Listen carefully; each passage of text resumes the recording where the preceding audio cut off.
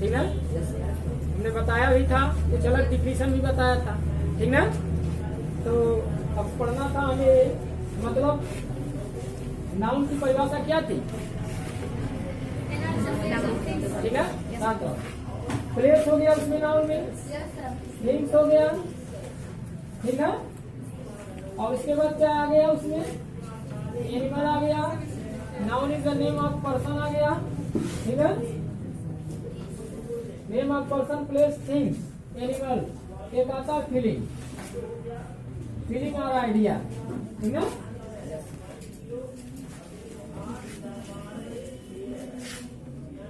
चलो बताया गया था कि नाउन का जब डिफिनेशन है, पर्सन है, प्लेस है, थिंग्स है, एनिमल है, फीलिंग और आइडिया, इतने चीज सम्मिलित हैं, तो मतलब इस दुनिया में सब नाउन है, इस दुनिया में सभी चीज नाउन है, मतलब जो चीज हमें दिखाई दे रहा है वो भी, और जो नहीं दिखाई दे रहा है वो भी। मतलब इस डिफिनीशन से एक डिफिनीशन ये निकल कर आ रहा है कि मतलब संसार में जितनी भी चीजें हैं जो दिखाई दे रही है, जो नहीं दिखाई दे रही है, वो सब के सब नाउन है, ठीक है? मतलब इस तरह से बना सकते हैं आप कि everything's of the world are called noun, मतलब इस विश्व की सभी चीजें नाउन, ठीक है? अब आते हैं काइंड्स ऑफ नाउन पे। अब काइंड्स ऑफ नाउन में ये पता करेंगे कि भाई कितने नाउन हैं। तो काइंड्स ऑफ में आप जाएंगे तो पहला क्या मिलता है, प्रॉपर, पहला क्या मिलेगा, प्रॉपर। तो हमने बताया था अब प्रॉपर नाउन का डिफिनीशन से लेकर चलोगे तो कभी कतई नहीं कुछ फाइंड कर पाओगे। मान लो तुमको एक भी स्त्रीलिंग दे दिया गया, पूरा 5 नाउन दे दिया गया और फाइंड करने के लिए कह दिया गया, तो कैसे फाइंड करोगे? फाइंड हो पाएगा तुरंत? एक बार डिफिनीशन पढ़ोगे प्रॉपर नाउन का तो फिर सेट करोगे, इस तरह से परेशान हो जाओ और समय भी बीत जाएगा, ठीक ना? वो जब टाइम रहता है कि डिफिनीशन लिखिए, एग्जाम्पल लिखिए, लेकिन कहीं ऑप्शनल आ गया, भाई कौन सा संज्ञा है, ठीक ना? प्रॉपर है कि कॉमन है, मटेरियल है, एब्स्ट्रैक्ट है, कलेक्टिव है, ठीक ना? तो उस समय आप तुरंत तत्काल टिक मारेंगे, नहीं तो समय बीत जाएगा। तो कहने का मतलब ये है, अब देखो हमने कहा था इस दुनिया में जिसका नाम है वो क्या है, प्रॉपर, और जिसका नाम नहीं है वो कॉमन। खत्म। पहचान करने का सबसे आसान तरीका, जिसका नाम है वो प्रॉपर और जिसका नाम नहीं कॉमन। अब ध्यान से सुनो, आखिर अब मान लो 9 सीढ़ी है, तो कहने का मतलब ये है कि अगर कोई बच्चा जन्म लिया है सबसे पहले, तो वो किस नाउन में आएगा, कॉमन में आएगा, और जब उसका नामकरण रख दिया जाएगा तो क्या हो जाएगा। इसलिए जिसका नाम है, चाहे वो प्लेस हो, चाहे थिंग्स हो, चाहे एनिमल हो, अगर किसी चीज का नाम है तो प्रॉपर है, और नाम नहीं है तो कॉमन, ठीक? तो प्रॉपर और कॉमन दोनों एक साथ समझ में आ गया। अब तुम लोग अपने बुक के हिसाब से जो है डिफिनीशन अपना पढ़ते रहो, ठीक है? अब आते हैं हम मटेरियल पे। किस पे? मटेरियल पे। तो मटेरियल में ये आता है, मटेरियल तुम लोग पढ़े होंगे कि मटेरियल टाइप्स कितने होते हैं, पढ़े होंगे कि भाई सॉलिड, लिक्विड और गैस, ठोस, द्रव, गैस, 3 प्रकार के होते हैं पदार्थ ना। इन्हीं तीनों पदार्थ को क्या कहा जाता है, मटेरियल कहा जाता है। समझ में आया ना? कोई भी अगर है मटेरियल है, कोई पदार्थ है तो मटेरियल है। बट उसमें एक दिक्कत ये है कि आप मटेरियल में हम कह दें ये चाक क्या है, मटेरियल है भाई, ये किसी न किसी चीज का बना है। लेकिन ये भी ध्यान देना कि मूल जो पदार्थ होगा वही मटेरियल नाउन होगा, उससे बनी हुई, निर्मित की हुई चीजें मटेरियल में नहीं होंगी, वो किस में होंगी, कॉमन में।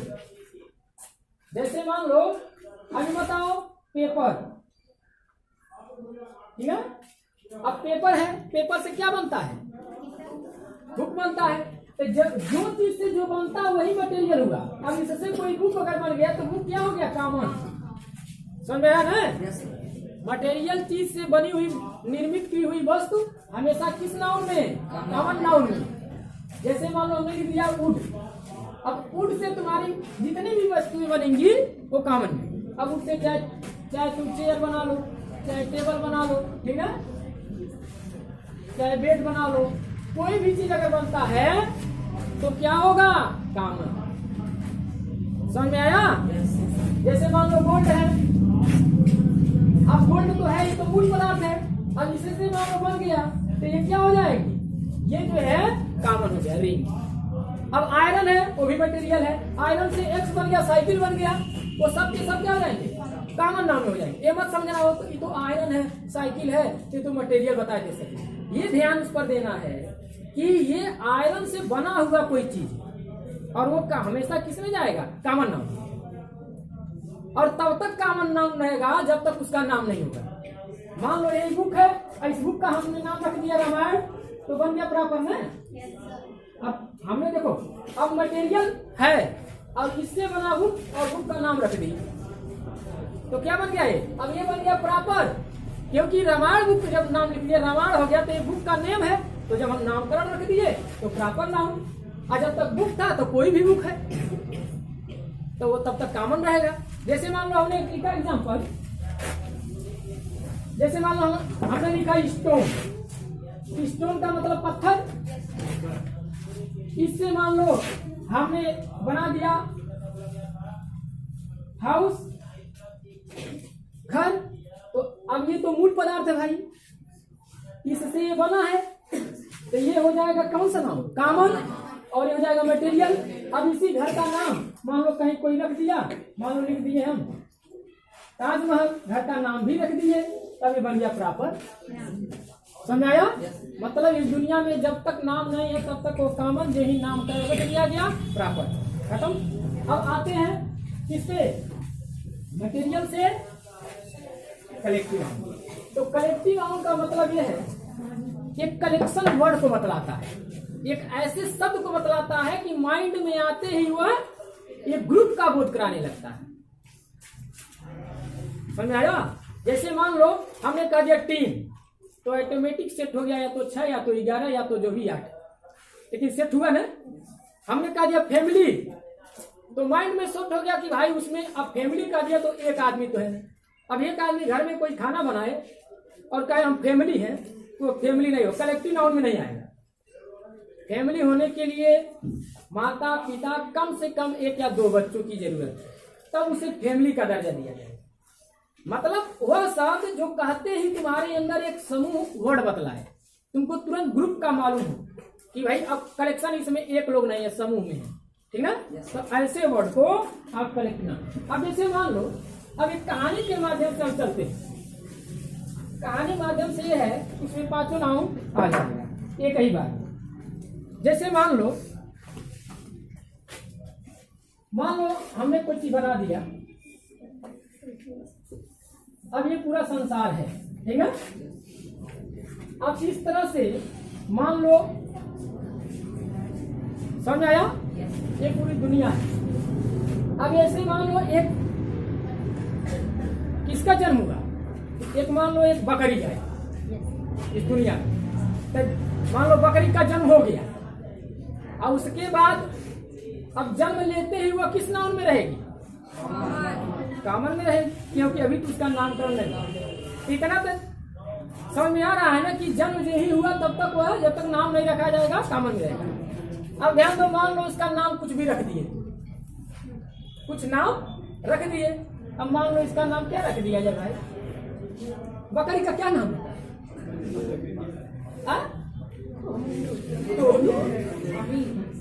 क्या चीज? अब नामकरण करना है हमें ना, हमको बनाना है इसको, क्या नाम, कौन सा नाम? प्रॉपर नाम। तो जब तक नाम नहीं रहेगा नहीं, अपने कुत्ते कब रख देते हैं सब लोग, शेरू टोनू हमने रख दिया। अब ये जो है, अब जो है ये कानून से क्या बन गया? समझाया 2 नाउन तक। अब मान लो अब ये बकरी जो है पल रही है, बढ़ रही है, ठीक ना? अब इसके बाद जो है मान लो समय आ गया, सीजन आ गया, त्योहार आ गया बकरीद का। अब बकरीद का त्योहार जब आ जाएगा तो इसको अब हलाला वाला लेकर जाएगा, ठीक है? तो जब शांत रहो, तो जब मार्केट में लेकर जाएगा तो जो ही लेकर जाएगा तो ही इसके अगल बगल सब चारों तरफ से आदमी, तो आदमी जब ज्यादा घेर लेते चारों तरफ इकट्ठा हो जाते हैं, उनका मांग एक रहता है, तो उस शब्द को क्या कहेंगे आप? क्राउड कहेंगे, भीड़। और ये जो शब्द है भीड़, ये एक कलेक्टिव वर्ड है, मतलब ये कलेक्टिव नाउन है। अब भीड़ ने क्या किया? मांग किया, कहा भाई हमको दो 1 किलो, किसी ने कहा 3 किलो, किसी ने कहा 2 किलो, सब ले गए सब लोग। और इसके बाद अपने अपने घर ले जाने के बाद, अब उसके बाद जान ही रहे, तेल मसाला जब पड़ा उसमें, तो जब तेल मसाला पड़ा, अब पहला नंबर पे जान दो, जब अब यही पर ध्यान दो, अगर इसको काट दिया गया और जब कट गया तो टुकड़े टुकड़े में बढ़ जाएगा, तो वो बन जाएगा क्या चीज? एक तरह से बन जाएगा मीट। और जब मीट बन जाएगा तब ये हो गया, ये बकरी नहीं है, पदार्थ बन गया, एक खाने की सामग्री बन गई। तब उस शब्द को क्या कहेंगे? मटेरियल नाउन कहेंगे। और जब घर गया अब बनने लगा, और जब इसमें क्या आ गई, यानी कि स्मेलिंग, महक उठाई, मसालेदार। अब उस महक को कोई पकड़ नहीं पा रहा, केवल अंदर अंदर क्या चल रही? फीलिंग चल रही है, बहुत अच्छा है। तो जो चीज हम देख नहीं सकते हैं उसको किस नाउन में? अब एब्स्ट्रैक्ट नाउन में केवल मन ही मन में अपना खुश रहेंगे कि कब पाए खा जाए। समझ में आया? शांत रहो। इस प्रकार से एक कहानी के माध्यम से तुम लोग सेट कर सकते हो कि नाउन कैसे पढ़ा जाए। वो जो पहले की जो ट्रेडिशनल नियम है, उस नियम से न तो तुम फाइंड कर पाओगे तत्काल, और न तो तुम एक तरह से बोझा है। तो बर्डन लेकर के सर पर पढ़ना बड़ी दिक्कत है। उसे ऐसे टेक्निक से, ऐसे हंसी खुशी के साथ पढ़ा जाए ताकि बच्चे को जितना माइंड है उसी माइंड से काम चला लिया जाए। अतिरिक्त जो है रटने की, पढ़ने की जरूरत उतना ही है। अब तुम एग्जाम्पल जितना पढ़ लो, ठीक ना?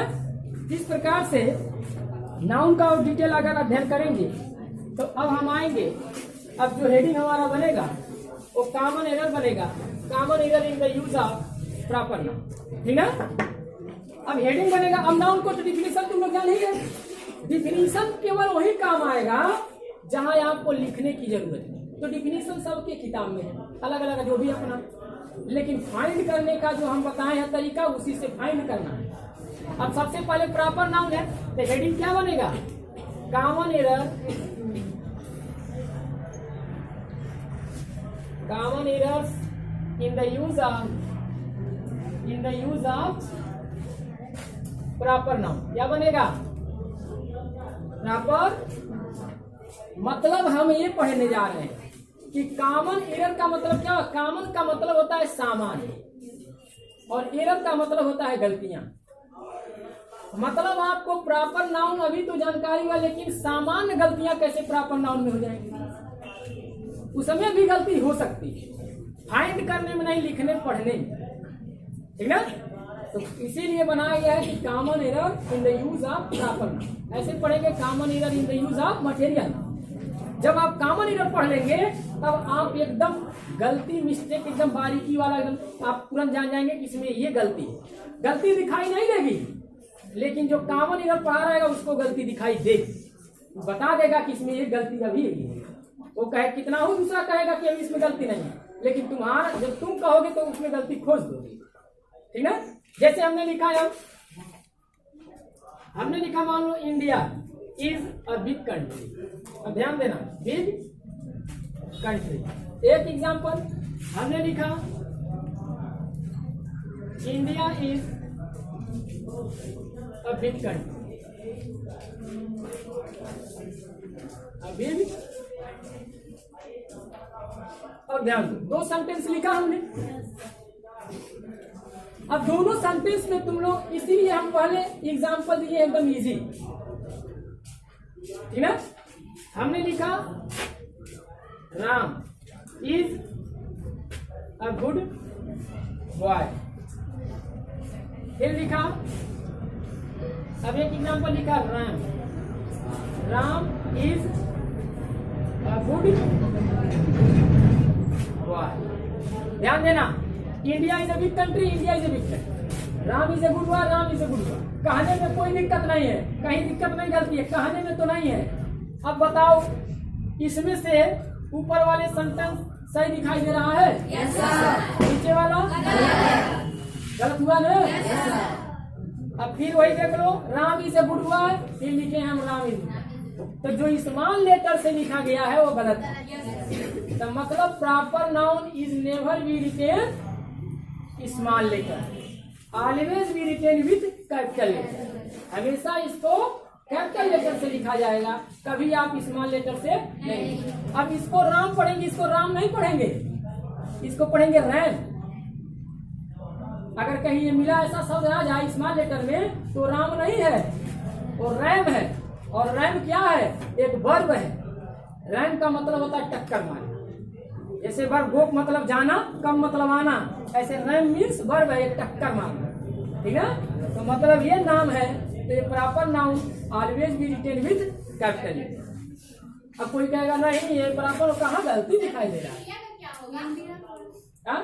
ये जो इंडिया लिखे हैं स्मॉल लेटर में, हाँ। उसका क्या होगा? जैसे ये रैम हो गया। हाँ, तो इंडिया तो इंडिया ही पढ़ेंगे। कैसे सर? इंडियन नहीं है सर। हाँ? इंडियन नहीं है सर। अरे अच्छा रहने दो, क्या उतारोगे समझो, ये बड़ी दिक्कत है।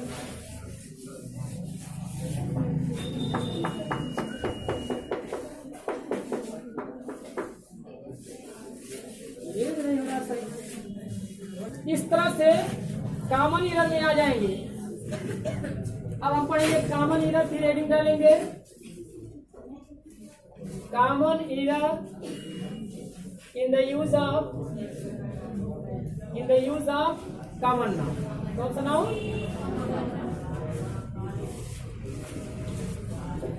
अब कॉमन नाउन हम पढ़ेंगे, कॉमन नाउन में क्या गलती हो जाएगी, ठीक ना? जैसे मान लो हमने लिखा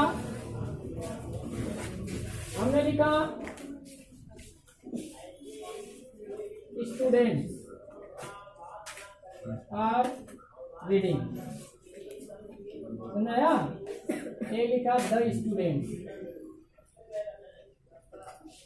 स्टूडेंट्स आर रीडिंग, ध्यान देना। हमने लिखा द टीचर इज टीचिंग, ठीक है? और हमने लिखा टीचर इज टीचिंग, ध्यान देना। फिर हमने लिखा ही इज अ टीचर, फिर लिखा हमने ही इज द टीचर। पहला नंबर पे ये नाउन फाइंड करने का तरीका जानो। ऐसा नहीं कोई कह रहा है इज यही नाउन है। नाउन खोज लोग इस सेंटेंस में कहाँ है ना? इस सेंटेंस में नाउन कहाँ है? स्टूडेंट। इसमें भी स्टूडेंट ही है, इसमें टीचर है, इसमें टीचर। कितना नाउन है? बाकी सब नाउन नहीं, और प्रोनाउन है, वर्ब है। अभी क्या है? प्रोनाउन इज क्या है? वर्ब है। अब ये क्या है? आर्टिकल है, ठीक है? ऐसे पहले ये जानो कि नाउन इसमें है कौन। पता चला कुल पढ़ने के बाद कहो है कि सर जी है आर रीडिंग ये नाउन, तब तो सब हमारा पढ़ा हुआ पानी फिर गया। अब बताओ ये सब कौन से नाउन है? नाम नहीं है इनका, तो कौन से नाउन होंगे? कॉमन नाउन है ना? अब देखो गलती कहाँ है। हमने कहा स्टूडेंट आर रीडिंग, ये सेंटेंस कितने लोगों को सही लग रहा है? गलत है। राम की राइट नहीं, वो राइट है। नीचे वाला सेकेंड सेंटेंस ये गलत है, अभी बताया जाए। अब ये वाला sentence the teacher is teaching ये सही है, और ये वाला गलत है। इसमें ये भी सही है, ये भी सही है। अब ध्यान दो, अगर कॉमन नाउन है, ध्यान देना 5 मिनट में खत्म कर देंगे। अगर कॉमन नाउन है और किस नंबर में है? प्लूरल नंबर में है, तो अपने साथ कभी आर्टिकल नहीं लेगा। ए एंड द में से कोई नहीं चाहिए। समझ आया बात? ये कॉमन नाउन है ना? कॉमन नाउन है लेकिन यस लगा है, प्लूरल है। और इसके बाद अगर आर्टिकल नहीं है तो सेंटेंस सही है।